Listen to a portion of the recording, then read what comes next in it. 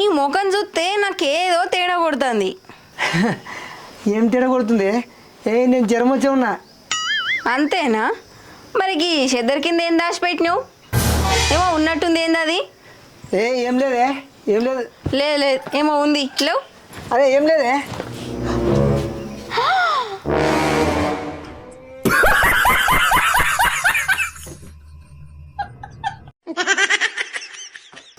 అవ్వా, నీ మాసిన ముఖంలో చెప్పు, నీకు జ్వరమే వచ్చే.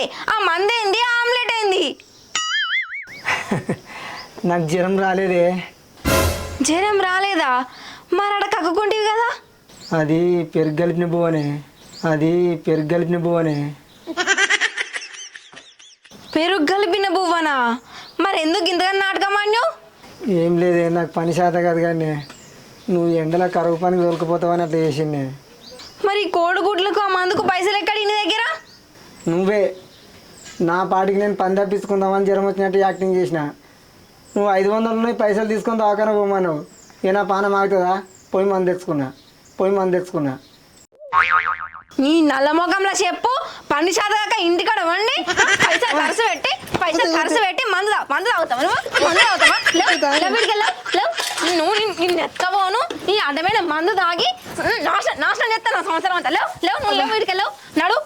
ఇంకా నేను మందు బంద్ చేసి నెల రోజులు అవుతుంది, పెళ్ళి నా మీద రొట్టేసినావా? ఇంట్లోకి వెళ్ళాడు నువ్వు చక్కగా. ఇంట్లోకి వస్తే కాలు ఇరగకూడదు బిడ్డ.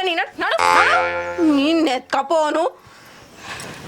ఏమని కొంపలు ముంచామని ఇట్లా వేసి ఉండే. నా టైం వచ్చినప్పుడు నీ సంగతి చెప్తా.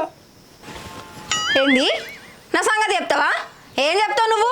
నీకు పని శాతం అవుతుందా, పంట శాతం అవుతుందా? మంచిగా తిని తాగడానికి మోపాయినవు. నీ నల్ల ముఖంలో చెప్పు.